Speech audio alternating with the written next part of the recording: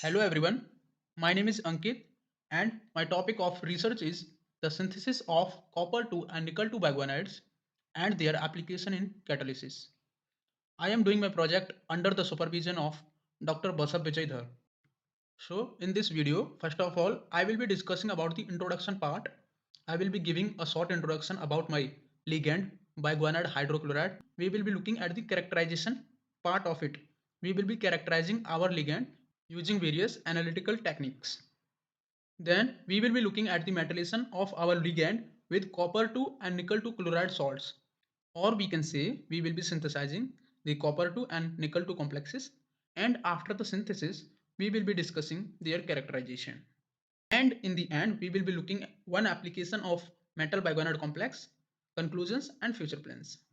In our coordination chemistry, we have these four very well known nitrogen donor ligands, namely biguanide, guanyl urea, biurate, and guanyl alkylurea. But out of all these four nitrogen donor ligands, our research is based on biguanides, and most of the research is conducted in this particular field are on biguanides only.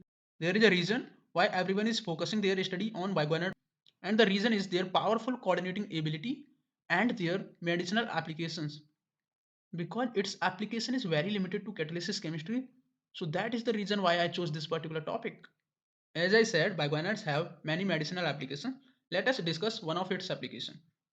Metformin is used in the treatment of type 2 diabetes. Let us see the structure of metformin.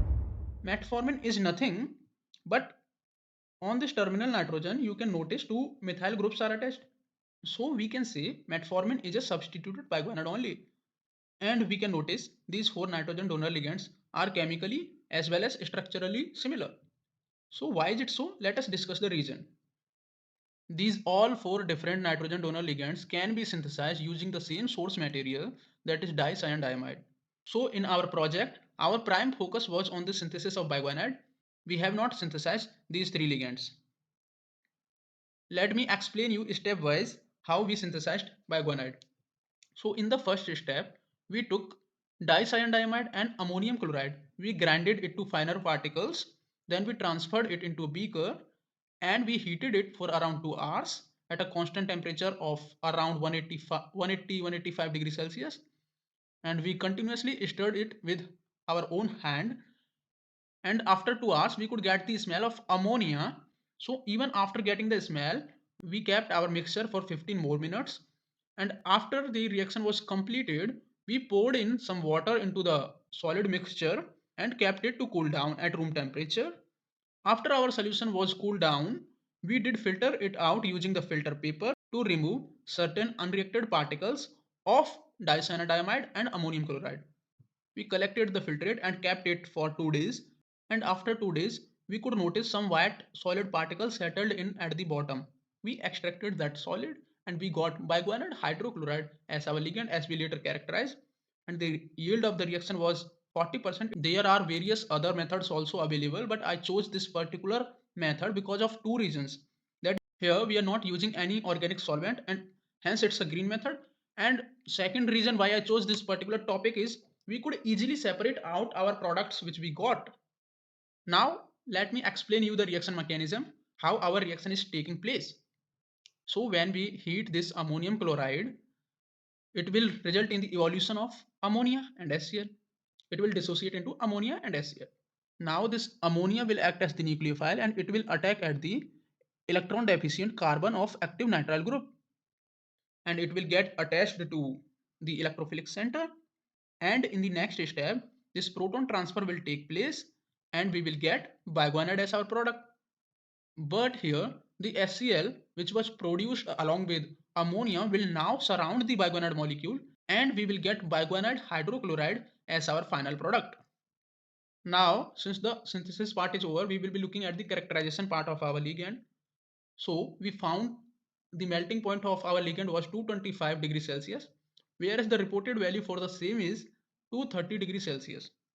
We also took the UV visible spectra of our biguanide hydrochloride using Carey 8454 spectrophotometer Agilent, and we can observe an absorption spectra at 225 nanometer, from which we can conclude our ligand is having pi to pi star transition, and hence we can say our biguanide hydrochloride ligand is conjugated.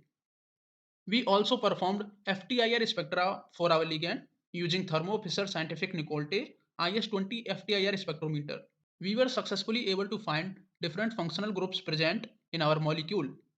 For example, we got NCN stretch at 1536 centimeter inverse. Similarly, we also got NH stretching, nitrile C double bond N stretching, and amide N double bond N stretching. And we compared these values with the reported value and we got exactly similar values. That was all about our ligand. Now we will be looking at the metallation part, how our ligand will interact with the metal. Or also we can say the synthesis of copper 2 and nickel 2 biguanide complexes. It included 6 steps. In the first step, we took the biguanide hydrochloride which we already synthesized and made an aqueous solution of it. And this blue solution is of ammonical copper chloride. Now in the next step, we added this blue solution to this white solution or this aqueous biguanide solution dropwise, and we could notice a color change. From colorless it turned to pink. Then we filtered out our solution mixture. We collected the precipitate. The precipitate was kept in oven for drying. After our precipitate was dried up, we added certain amount of methanol and we kept the solution for crystallization at room temperature. And after a week, we could notice some needle-like fine crystals which were of copper biguanide complex. And similarly, we repeated this experiment to form nickel biguanide complex also. In this step number 3, we prepared ammonical nickel chloride solution instead of ammonical copper chloride and we added that solution to aqueous biguanide solution. We were able to notice a color change from colorless to yellow. Our precipitate was also yellow and hence our crystals were also yellow. So this was the synthesis of metal biguanide complexes. Now let us look at the characterization of copper 2 and nickel 2 complexes. So here in this absorption spectra, we can notice a broad peak at around 465 nanometer, which is of nickel bis biguanide chloride. And similarly, we can also notice a peak at 515 nanometer, which was of copper bis biguanide chloride. We were also able to calculate the molar absorptivity coefficients for both of these two complexes. We also performed FTIR spectroscopy for both of these metal complexes. We used Thermo Fisher Scientific Nicolte IS-20 FTIR spectrometer for this experiment. And from this spectroscopy, we were able to find certain functional groups present. We were able to detect NCN stretch, NH stretch, C double bond N stretch, amide N double bond H stretch. And we compared our spectra with the reported source. Our spectra was quite similar, but here this was an exception and we can notice a broad peak which is generally found for phenolic OH. We might have got this peak because we used raw crystal for our sample. We did not purify our sample. That might be one of the reasons. So in future, we wish to repeat this experiment for nickel bis biguanide chloride. Next, we also did single crystal X-ray diffraction for our nickel crystal.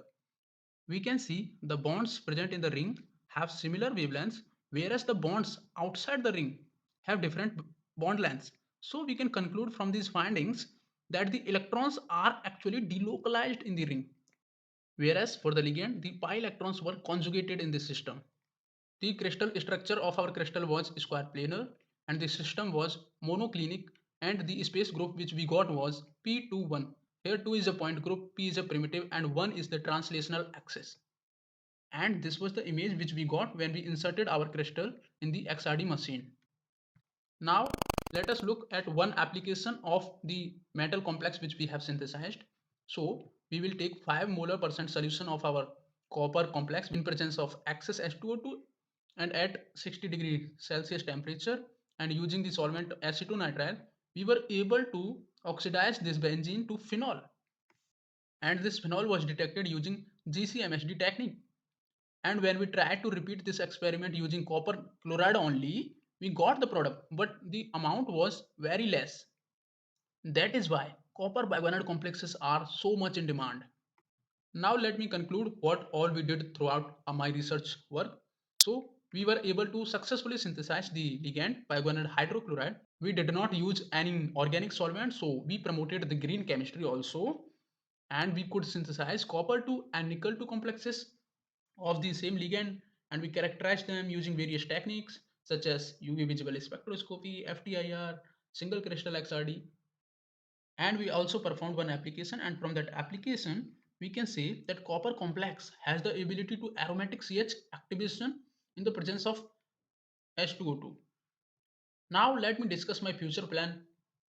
So in future or in our next semester, we will be looking for the NMR spectra of biguanide ligand. Then we will also be performing single crystal XRD for our copper biguanide complex. Then we will be performing the cyclic voltammetry and HR mass spectrometry study of our copper 2 and nickel 2 biguanide complexes. We will also be doing the detailed study of aromatic CH hydroxylation, and in the end we will be doing the aliphatic CH halogenation using nickel 2 complexes. So here my project ends, and now let me thank each and everyone involved throughout my research work. So first of all, I would like to thank the department, our chemistry department and its faculties, who taught me different courses throughout our undergraduate study. These courses really helped me gaining some knowledge, and throughout this research work, I was actually able to successfully apply whatsoever I learned throughout my various semesters. Then I express my heartfelt gratitude to my project mentor, Dr. Bisip Vijayadhar, for his unwavering support and his timely, thought provoking suggestions. I would also like to thank Professor Parthaprati Munshi, HOD of our department, Professor Sanjeev Gelande, Dean of School of Natural Sciences, Professor Roop Manjari Ghosh, the Vice Chancellor of the university, and last but not the least, I would like to thank my all lab mates for providing me with various resources and instructions to operate various instruments. And in the end, I would like to thank each and every one of you watching my video. Thank you all.